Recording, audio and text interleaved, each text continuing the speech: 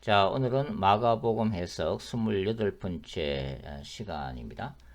마가복음 6장을 공부하도록 하겠습니다. 마가복음 6장 53절부터 56절 말씀입니다. 마가복음 6장 53절부터 56절 함께 읽겠습니다. 건너가 게네사렛 땅에 이르러 대고 배에서 내리니 사람들이 곧 예수신 줄을 알고 그 온 지방으로 달려 돌아다니며 예수께서 어디 계시다는 말을 듣는 대로 병든 자를 침상처로 메고 나오니 아무데나 예수께서 들어가시는 지방이나 도시나 마을에서 병자를 시장에 두고 예수께 그의 옷가에라도 손을 대게 하시기를 간구하니 손을 대는 자는 다 성함을 얻으니라. 자, 마가복음에 따르면 예수께서 오병이의 기적을 일으키시고 제자들을 갈릴리 바다 건너편으로 건너가게 하십니다. 그리고 예수께서 밤바다를 밟고 오시죠. 그리고 제자들과 함께 도착한 곳이 어디입니까? 바로 게네사렛 땅이죠. 자, 이 게네사렛 땅은 척박한 팔레스틴의 다른 광야 지대와는 달리 굉장히 비옥한 평야를 가진 곳으로 알려져 있습니다. 바로 이 이제 게네사렛 땅에서 그 예수님의 놀라운 치유 부흥역사가 일어나는데요. 이 게네사렛을 이제 방문하다 보면 게네사렛 항구 쪽에 이제 게네사렛 박물관이 세워져 있음을 발견할 수가 있습니다. 그리고 여기는 지저스 보트, 예수님의 배라고 알려져 있는 배 한 척이 이제 전시가 되어 있는데요. 1986년도에 이 갈릴리 바다에 가뭄이 들었을 때 발견된 배입니다. 예수님 시대에 그 갈릴리 바다에서 어부 생활을 했던 어부들이 사용했던 그 배로 알려져 있습니다. 이 게네사렛 땅은 바로 가버나움과 더불어서 예수님의 갈릴리 사역의 중심지로 알려져 있죠. 자, 이 게네사렛에서 예수님은 그 치유 부흥의 역사를 일으키십니다. 오늘 본문을 읽어보시면, 자, 53절, 54절을 다시 한번 읽어볼게요. 건너가 게네사렛 땅에 이르러 대고 배에서 내리니 사람들이 어떻게 했어요? 곧 예수신 줄을 알고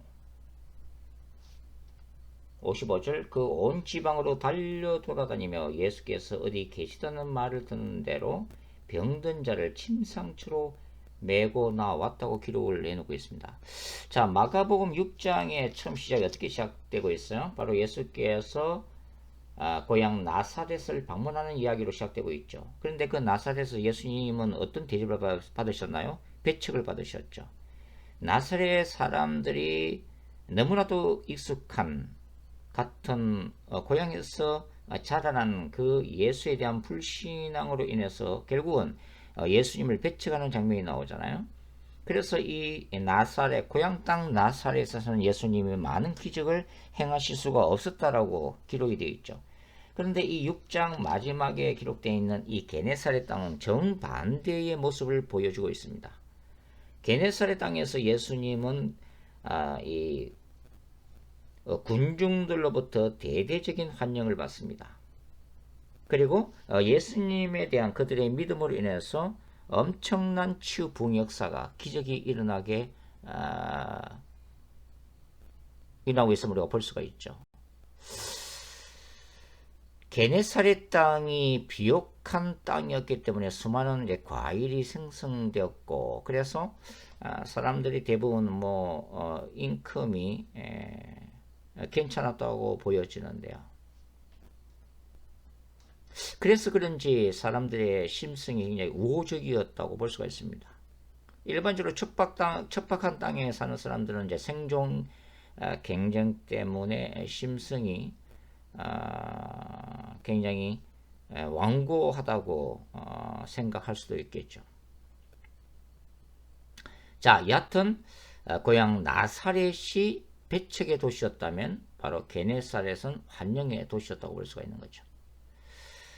자, 이 게네사렛을 같이 방문했던 제자들, 특별히 베드로와 야고보, 요한에게는 또 다른 어떤 느낌을 주는 그런 도시였다고 생각이 되는데요. 왜냐하면 누가복음 5장 읽어보시면 베드로가 바로 이 게네사렛 호숫가에서 그물을 씻고 있다가 바로 예수님이 방문하셔서 뭐라고 말씀하세요? 깊은 데로 가서 그물을 내려 고기를 잡으라라고 말씀하시죠. 그때 이 갈릴리 바다에서 업으로 잔뼈가 굵었던 베드로였지만 뭐라고 얘기해요? 제가 밤이 맞도록 그물을 내렸지만은 헛고생을 했지만은 말씀에 의하여 깊은 데로 가서 그물 내리리다. 이렇게 순종을 하게 되죠. 그리고 놀라운 기적을 맛보게 됩니다.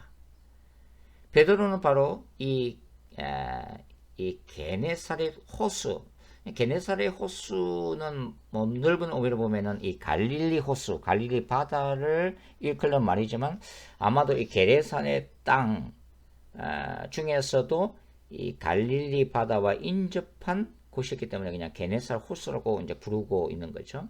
이 게네사렛 호숫가에서 기적을 행하시는 예수님의 모습 가운데 뭘 발견했어요? 예수님의 하나님의 아들 되심, 예수님 속에 있는 그 신성을 발견하고 무릎을 꿇게 되죠. 그래서 이렇게 고백하지 않습니까? 주여 나를 떠나소서 나는 죄인이로소이다. 하나님의 거룩한 임재 앞에서 본능적으로 죄인일 수밖에 없는 처절한 자신의 그 본연의 모습, 인간의 본성의 모습을 깨닫고 무릎을 꿇게 되었던 장소가 바로 이 게네사렛 땅이었습니다. 그래서 아마 좀 이렇게 느낌이 달랐을 것 같아요. 자, 이 게네사렛 땅에서 이 게네사렛 사람들은 굉장히 적극적이었습니다. 그러니까 예수님이 오셨다는 얘기를 듣고 예수님의 그 소식을 이 게네사렛 땅 전역에 전파를 하게 되는데요. 여기 마가의 기록을 보시면은 그 온 지방으로 달려 돌아다니며 뛰어다니면서 예수님이 오셨다는 소식을 전하게 되죠. 물론 그렇다 해서 이 게네사렛 땅이 예수님의 메시아 되심을 인식했다는 것은 아니죠. 다만 예수께서 치유의 능력이 가지고 있다고 하는 분, 기적을 행하는 자에 대한 믿음을 가지고 있었다고 하는 거죠. 여하튼 적극적으로 예수님의 소식을 전하면서 병든 자를 침상치로 메고 나오는 진풍경이 벌어지게 됩니다.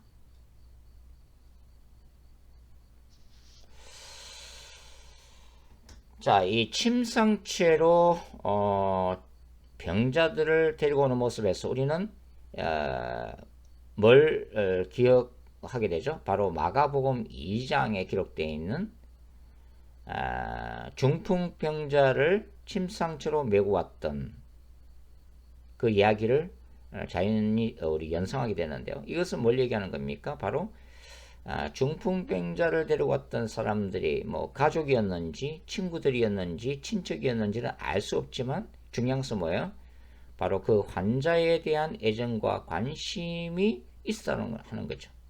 그래서 그 수고를 마다하지 않고 아픈 자를 위해서 그 치유를 위해서 예수님께로 데려온 장면을 발견하잖아요. 마찬가지로 바로 이 게네사렛 땅에서도 아픈 자에 대한 어떤 관심을 가지고 바로 고침받기 위해서 예수님께로 나아오는 똑같은 모습을 우리가 발견을 할 수가 있습니다.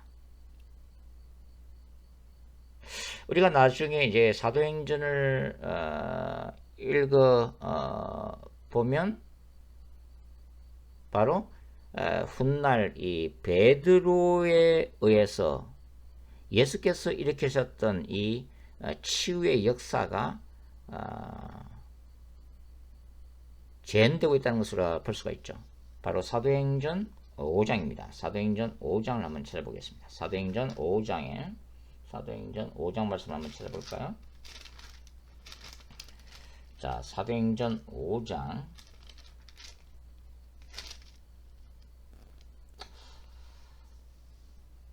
12절부터 한번 찾아서 한번 읽어보죠. 사도행전 5장 12절부터 읽어보겠습니다. 사도들의 손을 통하여 민간의 표적과 기사가 많이 일어나며 믿는 사람이 다 마음을 같이하여 솔로몬 행각에 모이고 그 나머지는 감히 그들과 상종하는 사람이 없으나 백성이 칭송하더라. 믿고 주께로 나오는 자가 더 많으니 남녀의 큰 무리더라. 심지어 병든 사람을 메고 거리에 나가 침대와 요 위에 누이고 베드로가 지날 때에 혹 그의 그림자라도 누구에게 덮일까 바라고 예루살렘 부근에 수많은 사람들도 모여 병든 사람과 더러운 귀신에게 괴로움을 받는 사람을 데려와서 다 나음을 얻으니라. 유사한 기적이 이제 훗날 일어나게 되는 거죠. 자, 그리고 또 오늘 이 마가의 본문에서 우리는 뭘 발견할 수가 있어요? 마가의 본문에서 56절 다시 한번 읽어보겠습니다. 56절 말씀 다시 한번 읽어볼게요. 아무데나 예수께서 들어가시는 지방이나 도시나 마을에서 병자를 시장에 두고 예수께 그의 옷가에라도 손을 대게 하시기를 간구하니, 바로 예수님의 옷을 만진다는 얘기죠. 손을 대는 자는 다 성함을 얻으니라. 또 어떤 본문을 우리가 연상할 수 있죠? 마가복음에서 그렇습니다. 마가복음 5장에 혈루증 앓는 여인의 믿음을 발견할 수가 있는 거죠. 예수님의 옷가에라도 손을 대면 내가 고침을 받겠다고 나와서 치유의 기적이 일어난 이 혈루증 여인, 바로 그 동일한 믿음을 바로 이 게네사렛 사람들에게도 발견을 할 수가 있습니다. 여기서 예수님의 옷술에 손을 대게 하시기를 강구하다. 이 강구는 이 능동태 미완료형으로 기록되어 있어요. 그러니까 지속적으로 반복해서 간절히 요구했다는 의미죠. 그만큼 게네사렛 사람들의 이 치유자 예수님에 대한 믿음이 확고했다는 것을 얘기하고, 손을 대는 자는 다 성함을 얻으니라. 예수님의 옷을 만지는 다 고침을 받았다고 기록함으로써 게네사렛에서 이 땅에서 얼마나 놀라운 치유 역사, 치유의 부흥이 일어났는가를 우리가 짐작을 할 수가 있습니다.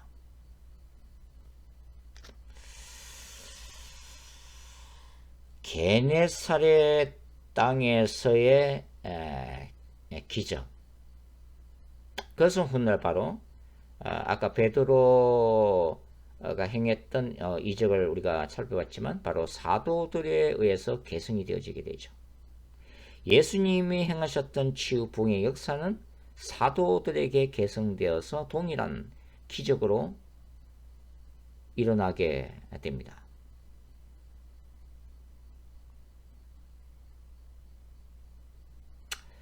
사도행전에서 사도들은 이 예수님에 대한 복음, 말씀을 증거하면서도 동일하게 그 말씀에 따른 뒤따르는 놀라운 기적들을 굉장히 사모했다는 것을 우리가 알 수가 있죠. 사도들이 어떻게 기도했어요? 사도행전 4장에 보시면 사도행전 4장 29절부터 제가 한번 읽어드리겠습니다. 주여 이제도 그들의 위협함을 굽어보시옵고 또 종들로 하여금 담대히 하나님의 말씀을 전하게 하여 주옵시며, 하나님의 말씀이 늘 우선적으로 나오죠. 그 다음에 30절, 손을 내밀어 병을 낫게 하옵시고 표적과 기사가 거룩한 종 예수 이름으로 이루어지게 하옵소서 하더라. 31절, 비밀 다음에 모인 곳이 진동하더니 하나님의 응답이죠. 무리가 다 성령이 충만하여 담대히 하나님의 말씀을 전하니라. 그러니까 사도들은 늘 하나님의 말씀을 능력으로 전하기를 강구했고, 하나님의 말씀이 이 대중들 사이에 하나의 증거로서 기사와 표적이 나타나기를 늘 기도했다는 것을 우리가 알 수가 있습니다. 자, 이제는 치유 부흥을 넘어서 종말론적 부흥운동에 대해서 한번 생각을 해보도록 하겠습니다. 예전에 그 세계적인 강의 설교자이면서 복음주의자였던 그 존 메가더 목사님이 교회에서 Strange Fire 세미나를 개최한 적이 있죠. 이것은 다른 불이라는 뜻인데요. 그것은 레위기 10장에 나오는 대제사장 아론의 아들 나답과 아비후가 잘못된 불을 들이다가 하나님의 심판을 받은 것처럼 은사주의 운동도 사탄주의 운동으로 비판을 받아야 한다는 논리를 전개한 그런 세미나였습니다. 사실 은사주의에도 문제가 있지만은 잔 메가드 목사님은 균형 잡힌 시각으로 이 은사주의를 보지 못한 오류도 범하고 있다고 말할 수가 있습니다. 사실 이 기독교 역사상 초자연적이고 초월적인 은사와 능력을 다루는 오순절 계통 은사주의 운동은 험난한 길을 걸어왔습니다. 이러한 영역이 눈에 보이지 않는 초자연적인 세계를 다루고 있기 때문이죠. 이런 세계는 꿈과 환상, 초자연적인 영적 전쟁, 기사와 표적, 신비로운 체험들로 가득 차 있습니다. 이런 은사주의적인 가르침들과 현상들을 다루기 힘든 이유가 뭐죠? 그것은 성령의 참된 것들을 모방하는 사탄의 미혹이 항상 존재하기 때문이고, 또 인간의 죄악된 본질상 이런 은사주의 안에서 뭡니까? 인간의 그 타락이 존재하기 때문이죠. 자, 사탄은 죽은 이들의 영혼을 불러내는 초혼술, 죽은 자들의 영들과 접신하는 영매술, 인간과 세계의 운명을 예언하는 점성술과 역술, 인간의 지성을 마비시키고 악한 영들이 들어올 수 있는 길을 열어놓은 체면술, 우주의 각종 악령들을 만나게 하는 접신술, 사탄적 능력을 덧입는 초능력, 교묘하게 인간의 신적 능력을 인본적으로 개발해서 스스로 신이 되도록 유혹하는 뉴에이지 운동, 신비로운 영적 체험들을 통해 인간의 초월적인 욕구를 만족시키는 각종 종교 활동들을 통해서 순수한 영혼들과 영적 세계에 대한 부정적 씨앗들을 뿌려왔습니다. 심지어는 예수 그리스도 이름으로 행하는 기사와 표적, 축사, 예언과 환상의 영역까지 침투해 들어왔죠. 그래서 가짜 입신과 가짜 천국과 지옥까지 만들어 숱한 영혼들을 미혹해 왔습니다. 자, 인간은 눈에 보이는 기적적인 현상들에 대한 호기심을 가지고 있습니다. 관심을 가지고 있죠. 심지어는 이러한 것들이 신적인 우상 숭배 행위로 이어지기 때문에 이러한 초자연적인 영적인 영역은 항상 신학적인 논쟁의 대상이 되어 왔습니다. 따라서 칼빈주의 계열은 이러한 초자연적 영성 운동들이 교회와 신자들에게 미치는 부정적이고 파괴적인 요소만을 고려해서 오직 말씀과 믿음의 이름으로 이러한 영역을 어떻게 해서 아예 신학적 논의 밖으로 밀어내버렸습니다. 신앙적 관심의 대상으로부터 제외시켜버렸죠. 그러니까 이러한 말씀 중심적인 교회들이 바라볼 때 소위 사도적이고 선지자적인 성령 운동하는 교회들은 어떻게 보여요? 사탄적인 활동을 하는 교회들로 비춰지는 것입니다. 결과적으로 성령 운동에 대해서 깊은 해모감을 가지게 만들었습니다. 개혁주의 운동은. 그래서 이 말씀이라고 하는 안정성을 확보하는 대신 성령의 역동적인 체험은 위험 지대로 규정해서 눈을 막고 길을 틀어 막아버렸죠. 따라서 대부분의 현대교회들은 어떤 결과를 초래했습니까? 영적인 능력과 권능을 상실해버렸다고 하는 거죠. 그리고 많은 신학교들은 자유주의 신학과 이론으로 머리만 치우는 학교가 되어버렸습니다. 반면에 사탄과 악한 영들은 이러한 초자연적인 영역을 자신들의 독점적인 영역, 자신들의 독점적인 상품으로 만들어버렸습니다. 그래서 영적인 초월성에 갈급한 세상의 많은 영혼들을 지옥의 세계로 들어오는 입구로 만들어버렸죠.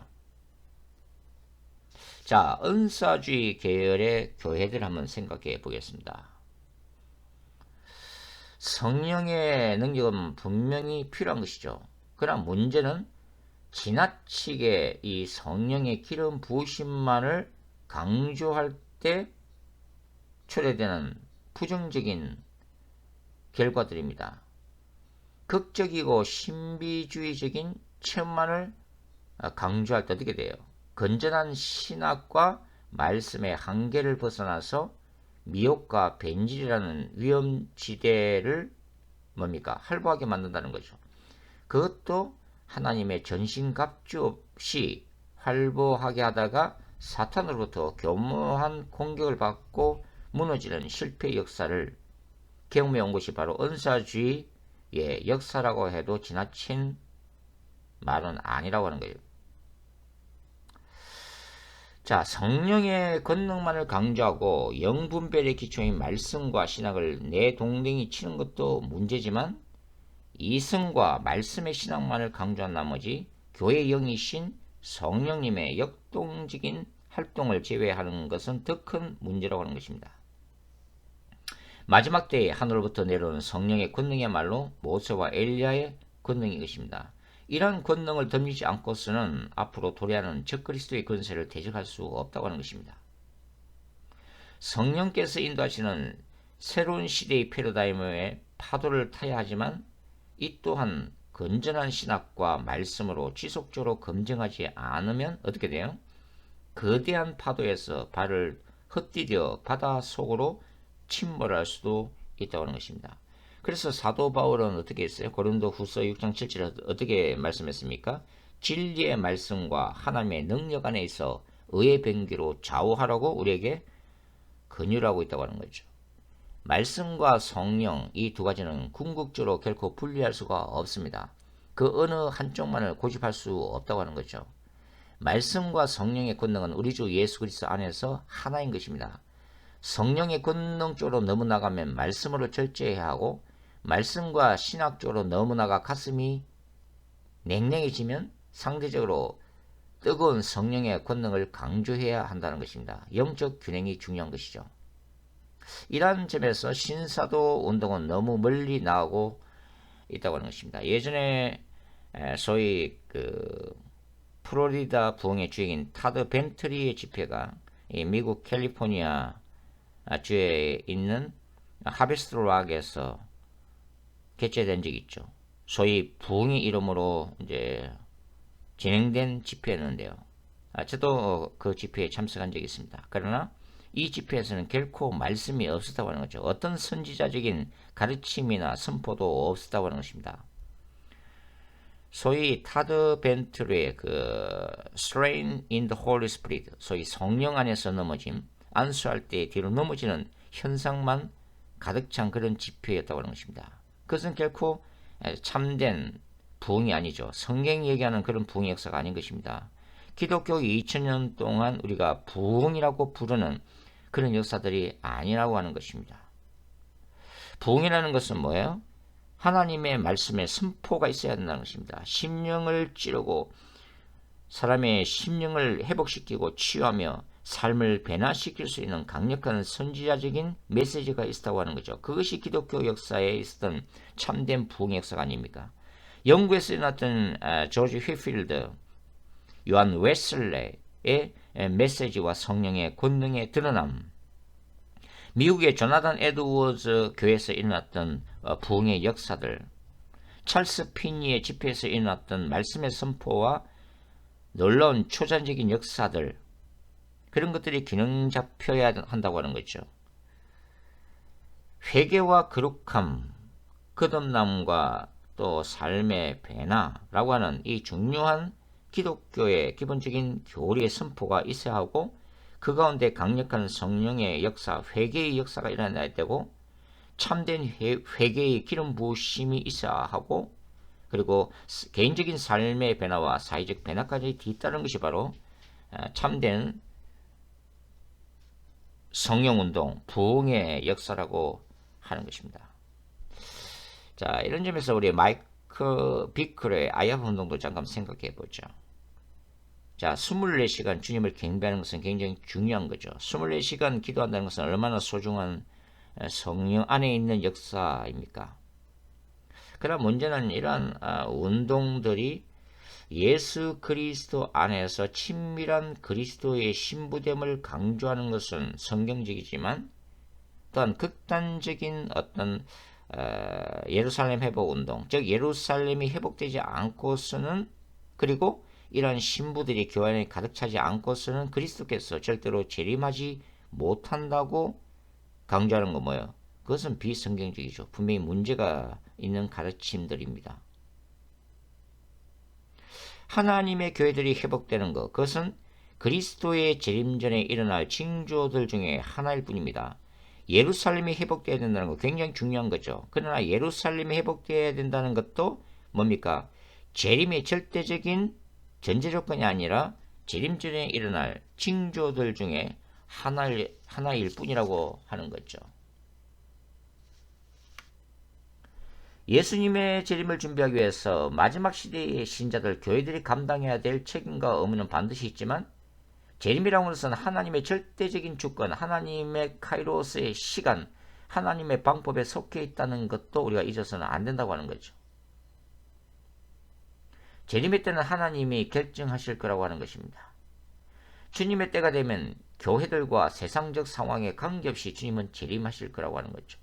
다만 예수님이 재림하시기 전에 이 땅에서 주님의 거룩한 신부들이 좀 더 준비될 수 있도록, 세상의 영혼들이 더 많이 회개하고 예수 그리스도를 받아들일 수 있도록 하나님이 인내하신다는 것은 분명한 것입니다. 자, 아이합의 일부 가르침대로 주님과의 깊은 친밀감에 차원까지 신부들이 들어가야 된다는 것은 이해가 가지만, 이러한 차원에까지 들어간 소수의 영적 엘리트 집단만이 하나님의 나라에 들어가는 것도 아닙니다. 주님의 보좌로부터 나오는 마지막 시대의 진리들과 계시를 받아 누리는 선지자적인 기름 부으심도 필요하지만, 이러한 기름 부으심만으로 하나님의 나라에 들어가는 것도 아니라고 하는 거죠. 주님의 나라는 누가 들어가요? 순수한 믿음과 거듭난 신자들, 예수 그리스도를 고백하는 믿음의 사람들이 들어간다고 하는 것입니다. 자, 아이합의 또 다른 문제는 뭐예요? 24시간 기도하고 찬양하는 것. 젊은이들이 주님을 찬양하고 기도하는 것은 소중하지만, 과연 젊은이들이 2년 3년 아이합에 머물면서 세상과 취급을 떠나서 계속 체류하는 것이 바람직한가 하는 것도 우리가 생각해 볼 문제입니다. 신자들은 세상을 벗어난, 세상을 도피한 사람들이 아니죠. 세상 속의 빛과 소금입니다. 결국은 타락한 세상 속에서 빛과 소금의 역할을 감당해야 한다는 거죠. 영적인 세계, 주님의 임재 앞에서 찬양하고 기도하는 것도 너무나도 소중합니다. 그러나 또한 신자들은 세상 속에서 주어진 삶에서의 부르심의 책임을 다하면서 세상 속에서 가정과 직장과 사업터 가운데 하나님의 나라를 확장하는 것도 또한 필요한 것이죠. 자, 아이합이나 이러한 이후의 영성 단체들이 주장하는 바와 같이 하나님의 임재를 체험하고 예언적인 음성을 들을 수 있는 장소라고 하는 것, 또한 그런 장소가 필요하다는 자체는 부인하지 않지만, 아이합이나 또는 소수의 그런 장소만이 선택받은 장소도 아니라고 하는 것입니다. 만일 아이합이나 또 이러한 이유에 자신들이 집회하는 곳이 특별한 계시의 장소로 주장하는 이런 단체들이 많아질수록 사실 은사주의 운동, 성령 운동의 미래는 또한 역설적으로 어두워질 수밖에 없다고 하는 것입니다. 자, 그 다음에 영적 교만이 될 수가 있는 거죠. 이러한 영적 교만은 필연적으로 사탄의 역사를 끌어들이고 미혹은 불법과 타락으로 끝이 날 수도 있다고 하는 것입니다. 예언의 회복이 마지막 때에 필요하지만, 아이합처럼 캔사스시리의 예언자들과 마지막 시대의 예언들을 너무 과신해서도 안 된다고 하는 것입니다. 얼마든지 왜곡되고 변질될 수 있는 것이 바로 예언의 세계이기 때문이죠. 그렇기 때문에 우리는 또 말씀이 중요하고 올바른 신학이 중요하다고 하는 것입니다. 말씀이 없는 은사는 너무나 쉽게 넘어질 수 있기 때문이죠. 그래서 아이합은 아이합 안에서의 거룩한 신부만이 아니라 아이합에서 거룩한 신부들을 만든 다음에 회복시킨 다음에 어디로 내보내야 돼요? 그들을 젊은이들을 삶과 직장의 현장으로 보내야만 한다는 것입니다. 그래서 그 직장에서 하나님의 거룩함을 회복시키는 하나님의 군대로 활동할 수 있도록 만들어야 된다고 하는 거죠. 자, 마지막 때에 사도적이고 선지자적인 종들을 통해서 부흥의 불은 일어날 것입니다. 그러나 우리가 늘 기억해야 하는 것은 전 세계가 모든 인류가 모두 그리스도께로 돌아오는 것은 아닙니다.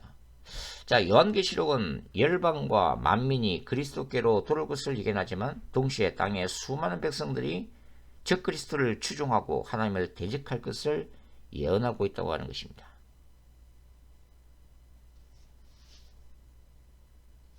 결국은 이 종말론적 부흥운동은 균형을 이루어야 된다고 하는 거죠.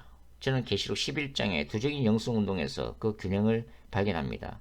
두 정인은 마지막 때를 향해서 예수님의 재림을 준비하는 굵은 벼옷을 입고 회개의 메시지를 선포하지만 그들을 통해서 하나님의 역동적인 성역사 모세와 엘리야의 권능들이 일어나고 있음을 보기 때문이죠. 말씀과 성령이 균형 잡힌 영성운동, 그리고 종말론적인 사도적이고 선제적인 운동, 거룩한 신부들을 준비하면서 또한 하나님의 군대를 준비하는 균형 잡힌 영성, 그것이 마지막 때의 은사주의, 단순한 기사와 표적을 떠나서 진정한 종말론적인 부흥운동이라고 생각합니다. 오늘은 여기까지 하겠습니다. 수고하셨습니다.